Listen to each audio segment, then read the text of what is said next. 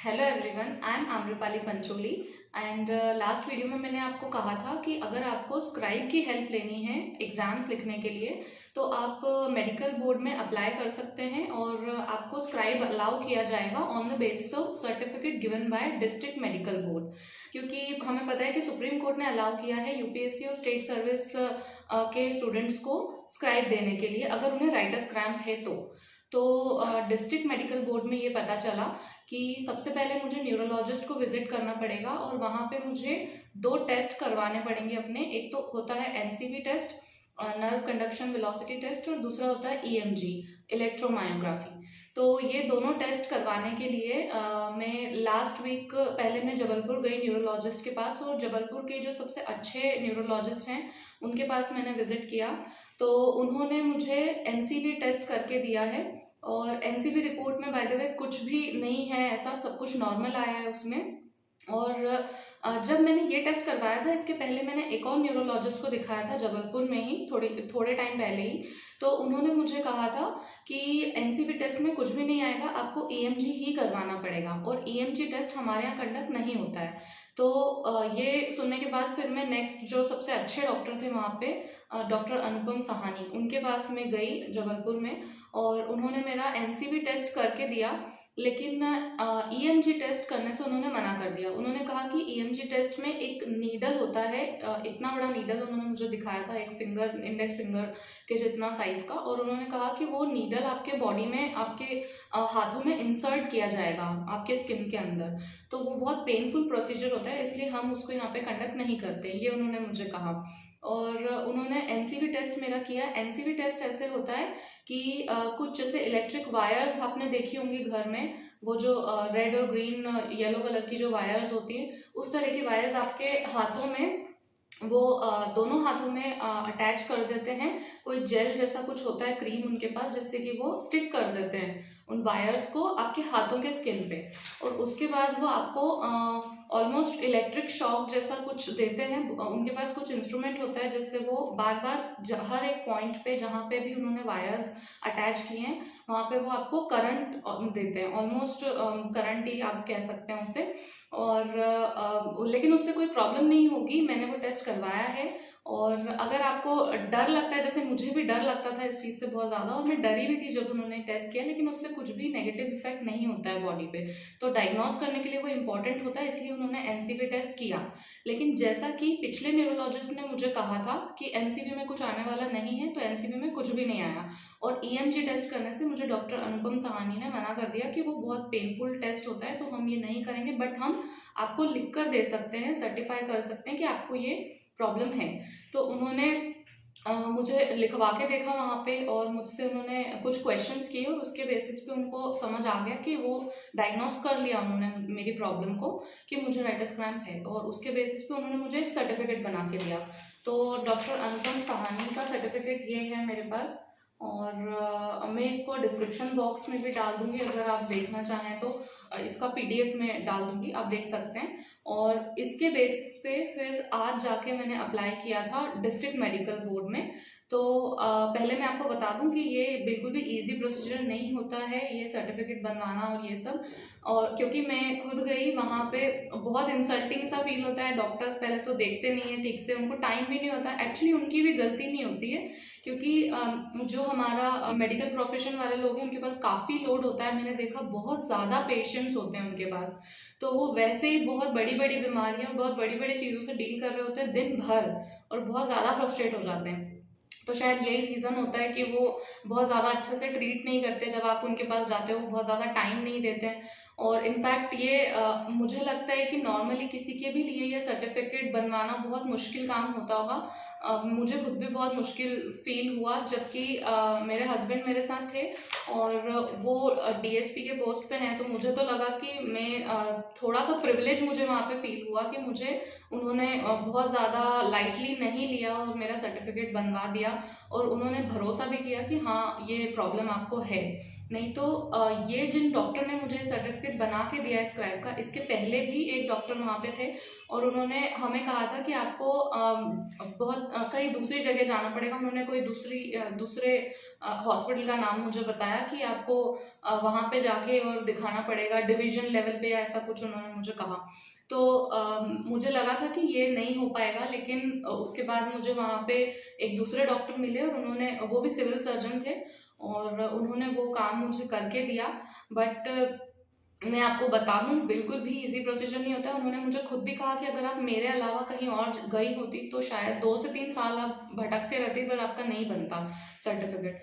तो मेरे पास प्रिविलेज था थोड़ा सा कि मेरे हस्बैंड के वजह से शायद, तो मुझे ऐसा फील हुआ। एक्चुअली मेरे हस्बैंड को वो पहले से जानते थे कि ये पुलिस डिपार्टमेंट में है, डीएसपी के पोस्ट पे। तो मुझे ऐसा लगता है कि वो प्रिविलेज मुझे यूज़ हो गया, और उन्होंने मेरा जो भी डायग्नोसिस वगैरह थे, टेस्ट थे, वो उन्होंने देखे रिपोर्ट्स, और उन्होंने मुझे बना के दिया। बहुत परेशानियाँ आती हैं, और डॉक्टर्स जो है बहुत टाइम लेते हैं हर चीज़ को करने में। टेस्ट वगैरह में भी, डायग्नोसिस में भी मुझे बहुत टाइम लगा था जब मैं न्यूरोलॉजिस्ट के पास गई। उसके बाद ये डिस्ट्रिक्ट मेडिकल बोर्ड में भी मुझे बहुत टाइम लगा। तो मैं आपको यही कहूँगी कि अगर आपके पास दूसरे ऑप्शंस हैं लाइफ में, तो प्लीज़ आप वो ट्राई कर लीजिए। और ये जो सारी चीज़ें हैं, इनमें फंस के बहुत मुसीबत आ जाती है, मतलब बहुत परेशान हो जाता है इंसान इनको कामों को करवाने में। ये गवर्नमेंट वाले काम करवाना, डॉक्यूमेंट्स और ये सर्टिफिकेशन, ये सब चीज़ें इजी बिल्कुल भी नहीं होती है। तो अगर आप फिजिकली, मेंटली, इमोशनली, फाइनेंशियली, इन सभी तरीकों से अगर आपको लगता है कि आप कर सकते हो, आपके लिए ये बहुत ज़्यादा इमोशनली ड्रेनिंग नहीं होगा, तो ही आप इसके लिए अप्लाई करिए प्लीज़। और अदरवाइज़ आप दूसरे ऑप्शंस को देखिए। मैं खुद बहुत ज़्यादा फ्रस्ट्रेट हो गई हूँ इन सब चीज़ों को करवाने में, और बहुत टाइम मुझे लगा। इनफैक्ट मैं शहडोल में रहती हूँ, और मुझे जबलपुर में जाके ये एनसीवी और ईएमजी टेस्ट करवाने थे। पहले ईएमजी टेस्ट के लिए बहुत परेशानी हुई कि वो टेस्ट हर कोई करता नहीं है, सभी ने मना कर दिया कि वो टेस्ट नहीं होगा। फिर फाइनली जो डॉक्टर अनुपम साहनी थे, उन्होंने लिख कर दे दिया, पर टेस्ट उन्होंने भी वो वाला नहीं किया है मेरा। और एनसीवी जो उन्होंने किया है, उसमें कुछ भी रिपोर्ट में नहीं आया है, उस पूरी रिपोर्ट नॉर्मल है। ठीक है, तो किस बेसिस पे कोई बोलेगा कि ये प्रॉब्लम आपको है? आप कैसे ये चीज़ किसी को बता सकते हैं? आप कहीं पे भी ये चीज़ प्रूफ कैसे कर सकते हैं कि हमें ये प्रॉब्लम है?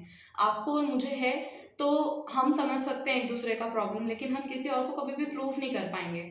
तो मेरा ये कहना है कि आप प्लीज़ दवाइयों के चक्कर में, बहुत ज़्यादा टेस्ट या ये स्क्राइब और इन चक्करों में ना पड़ के, या तो आप कोई ऑब्जेक्टिव एग्जाम के लिए कर लीजिए ट्राई, या फिर बहुत सारे एरियाज़ हैं, अगर हम एक्सप्लोर करें तो हमारे आसपास बहुत सारी चीज़ें हैं करने को।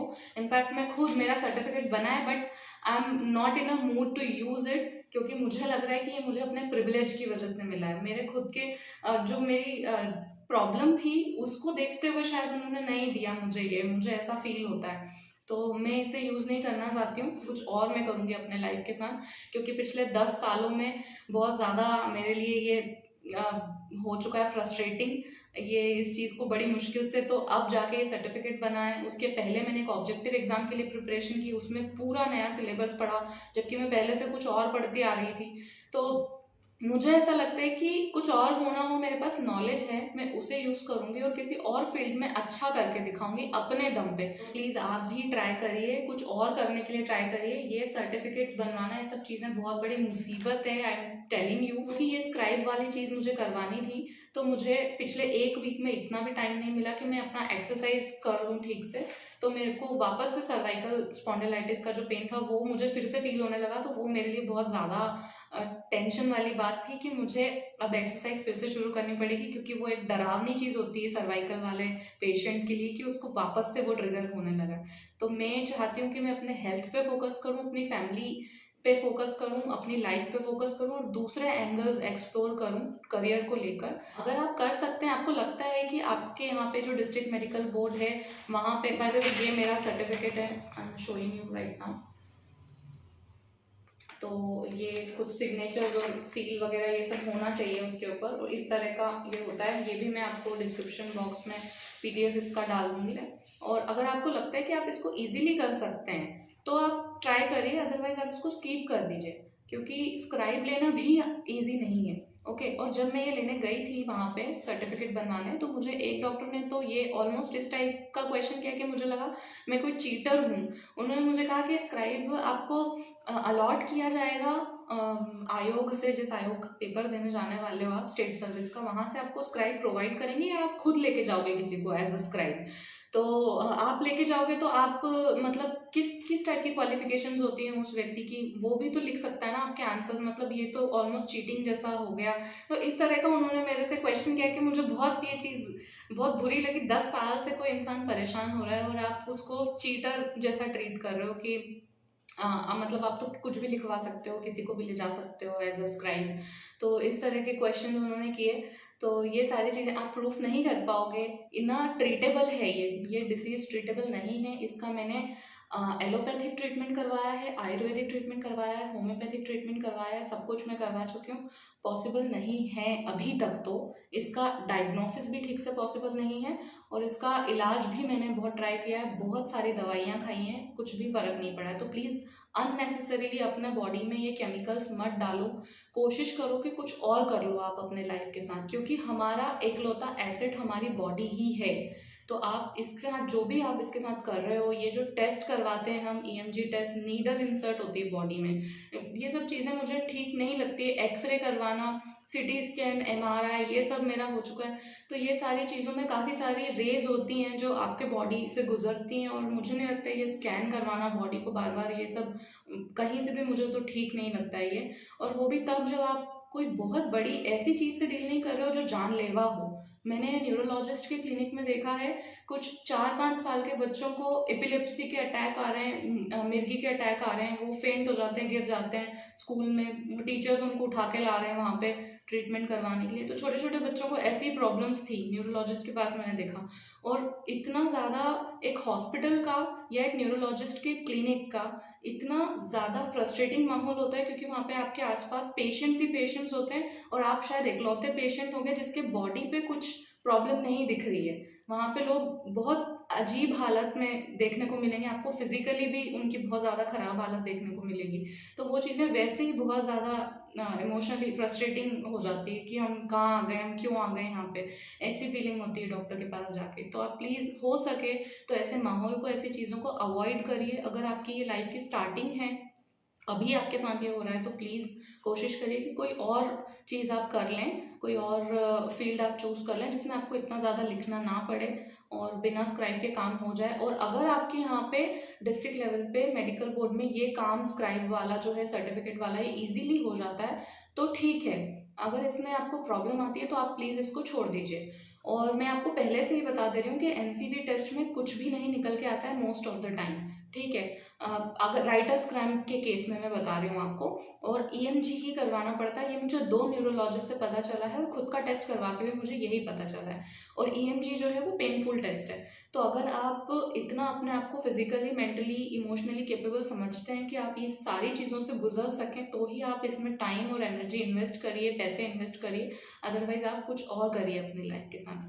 तो नर्व कंडक्शन वेलोसिटी टेस्ट जो है, एनसीवी टेस्ट, वो मैंने जबलपुर में जो करवाया है, वो 2000 रुपीज़ का मुझे एक बार का टेस्ट पड़ा है। और जो डॉक्टर की फ़ीस थी वो 1000 रुपीज़ हैं। और बाय द वे जो डॉक्टर थे न्यूरोलॉजिस्ट, वो मुझे लगता है कि अभी तक मैंने जितने न्यूरोलॉजिस्ट को विजिट किया उनमें सबसे अच्छे थे डॉक्टर अनुपम साहनी। और लेकिन उनके यहाँ पे कॉस्टली बहुत है सब कुछ, क्योंकि उनका पूरा एक हॉस्पिटल है जहाँ पे सारे टेस्ट भी कंडक्ट होते हैं। और हाँ, अगर आप अनुपम साहनी डॉक्टर को विजिट करना चाहते हैं तो मैं आपको बता दूं, अगर आप फ़ोन पे उनका अपॉइंटमेंट लेते हैं तो फ़ोन पर आपको ये बोला जाता है कि आपको सुबह 9 बजे आकर यहाँ पे ही अपॉइंटमेंट लेना पड़ेगा, फ़ोन पर हम अपॉइंटमेंट नहीं देंगे, ऐसा वो कहते हैं। और वो ये भी कहते हैं कि अगर आप सुबह 9 बजे नहीं पहुँचते हैं अपॉइंटमेंट लेने के लिए, तो जो स्टार्टिंग में 5 लोग उनके पास जाते हैं, 5 पेशेंट्स, वो उन्हीं 5 नए पेशेंट्स को ही डील करेंगे और नए दूसरे उसके अलावा छठे पेशेंट को वो नहीं देखते हैं। ऐसा वो लोग फ़ोन पे आपको कहेंगे, लेकिन इस पे आप बिलीव मत करिए। आप वहाँ पे जाके बात करिए डॉक्टर से, वो देखते हैं जितने पेशेंट्स उनके पास आते हैं वो पूरा दिन वहीं पे होते हैं, उन्हीं का हॉस्पिटल है, और वो देखते हैं जितने भी पेशेंट्स उनके पास आते हैं उन सभी को। तो मैंने उनके पास बहुत ज़्यादा पेशेंट्स देखे हैं और भीड़ बहुत ज़्यादा होती है, उनके पास पेशेंट्स बहुत ज़्यादा होते हैं। तो आप प्लीज़ ट्राई करिए कि आप थोड़ा सा जल्दी जाएँ तो आपको ज़्यादा टाइम मिल जाएगा उनका। अदरवाइज उनके पास टाइम बहुत कम होता है और आपको बहुत जुगाड़ वाली चीज़ें करनी पड़ती है कि फटाफट से टेस्ट करवाएं, वहीं उसी हॉस्पिटल में सारे टेस्ट हो जाते हैं और आपको उन्हें दिखवाना पड़ता है डॉक्टर को बाद में। तो एनसीवी टेस्ट मेरा 2000 वाला हुआ। उसके अलावा उन्होंने मेरा, क्योंकि मुझे नीज़ में भी दर्द होता था, नी पेन होता था और सर्वाइकल का पेन भी होता था, तो उन्होंने उन दोनों चीज़ों का भी मुझे एक्सरे करवाया। हालांकि उसकी ज़रूरत नहीं थी, पर उन्होंने वो टेस्ट लिखा। फिर उन्होंने मेरा ब्लड टेस्ट भी लिखा था, तो ये सारा भी उन्होंने मेरा टेस्ट करवाया। तो अराउंड 5000 रुपीज़ का मुझे वहाँ पे सब कुछ पड़ गया, उनके यहाँ पे जाके खर्चा। और एनसीवी टेस्ट बस उसमें हुआ जिसमें कुछ भी निकल कर नहीं आया है। पर अच्छी बात ये रही कि डॉक्टर साहनी ने मुझे सर्टिफिकेट लिख कर दे दिया। उन्हें जेन्युइन लगी मेरी प्रॉब्लम, जो कि काफ़ी सारे लोगों को नहीं लगती। न्यूरोलॉजिस्ट खुद ही पूछते हैं सवाल कि ऐसा कैसे हो सकता है, ये कौन सी बीमारी है जिसमें लिखते नहीं बन रहा है आपको। तो ऐसे भी लोग मैंने देखे हैं। तो डॉक्टर साहब को समझ में आया और उन्होंने मुझे सर्टिफिकेट बना के दिया कि हाँ, आप ये डिस्ट्रिक्ट मेडिकल बोर्ड को दिखा सकती हैं, इसके बेसिस पे आपका काम हो जाएगा। तो ये था मेरा एनसीवी टेस्ट का एक्सपीरियंस। और बोर्ड में अगर आपका ये सवाल आने वाला है कि डिस्ट्रिक्ट मेडिकल बोर्ड जो आपका वाला था, शहडोल वाला, वहाँ पे क्या हमारा सर्टिफिकेट बन सकता है, तो उसका जवाब है नहीं। क्योंकि अगर आप शहडोल में रहते हैं, मध्य प्रदेश में शहडोल ज़िले में, तो ही आपका यहाँ के डिस्ट्रिक्ट मेडिकल बोर्ड में सर्टिफिकेट बन सकता है। अदरवाइज आपको जहाँ पे भी आप रहते हैं, जिस डिस्ट्रिक्ट में आप बिलोंग करते हैं, वहाँ पे जाके वहाँ के मेडिकल बोर्ड से आपको स्क्राइब के लिए करना पड़ेगा, एप्लीकेशन डालनी पड़ेगी। तो वहाँ का प्रोसीजर क्या है वो आपको वहाँ पे जाके ही पता चलेगा। तो बट मुझे लगता है और जगह पे और भी ज़्यादा दिक्कत होती होगी ये प्रूव करने में कि हमें ये दिक्कत है। तो आप ये नहीं कर रहे हो तो क्या क्या हमारे पास ऑप्शंस हो सकते हैं, इन पे हम आने वाले वीडियोस में डिस्कशन करेंगे। Thank you.